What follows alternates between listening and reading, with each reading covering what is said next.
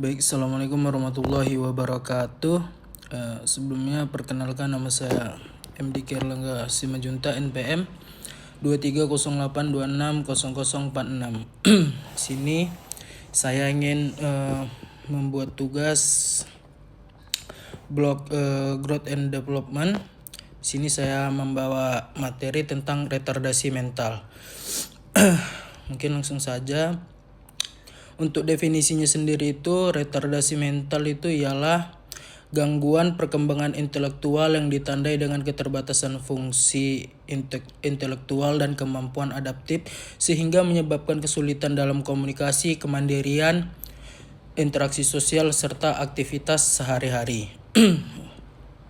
Untuk etiologinya sendiri itu ada beberapa faktor. Yang pertama dari faktor genetik seperti kelainan kromosom, sindrom genetik, ataupun riwayat keluarga.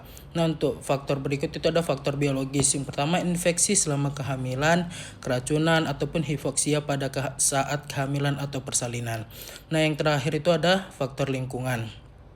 Yang pertama seperti kemiskinan, gizi buruk, atau kurangnya stimulasi pada perkembangan.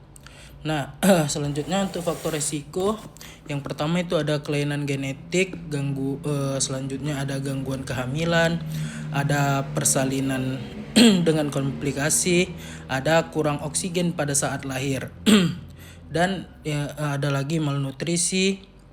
Yang terakhir itu ada lingkungan dengan stimulasi yang kurang. Nah, selanjutnya itu ada klasifikasi retardasi mental. Untuk klasifikasinya itu yang pertama ada ringan, di mana IQ-nya itu dia 50 sampai 70, di mana dia itu dapat belajar membaca dan menulis sederhana, mandiri dalam aktivitas sehari-hari,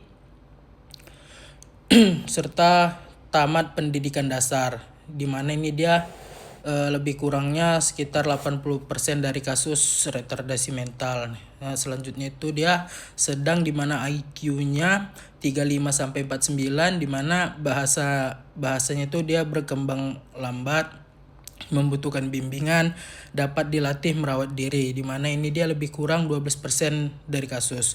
Nah, yang terakhir itu ada klasifikasi yang berat, di mana IQ-nya itu dia 20 sampai 34, dijumpai gangguan motorik yang berat, bicara sangat terbatas, dan membutuhkan bantuan seumur hidup, di mana ini dia lebih kurang 8% dari kasus.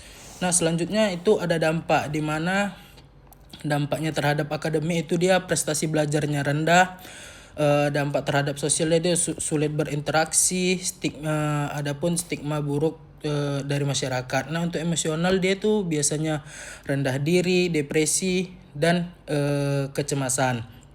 Nah, untuk kemandirian biasanya dia itu membutuhkan bantuan dalam aktivitas sehari-hari.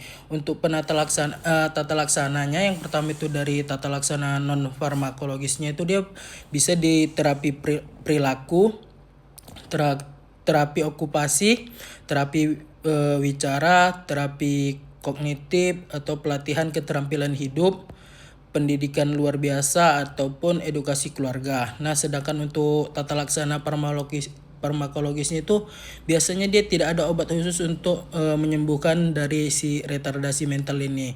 Namun psikotropika itu biasa diberikan bila terdapat gangguan perilaku atau gangguan mental penyerta. Nah, selanjutnya itu dia edukasi untuk orang tuanya. Yang pertama, berikan stimulasi secara rutin, tentukan target sesuai kemampuan anak, latihan dilakukan bertahap, berikan pujian dan penghargaan, beri latih keterampilan sosial, dan hindari proteksi yang berlebihan. Nah, untuk pencegahan bisa antenatal care yang baik, persalinan yang aman, nutrisi yang adekuat, deteksi dini, sama stimulasi perkembangan sejak usia dini. Mungkin ini referensi yang saya pakai. Mungkin sekian yang bisa saya sampaikan. Lebih kurangnya saya mohon maaf. Mungkin assalamualaikum warahmatullahi wabarakatuh.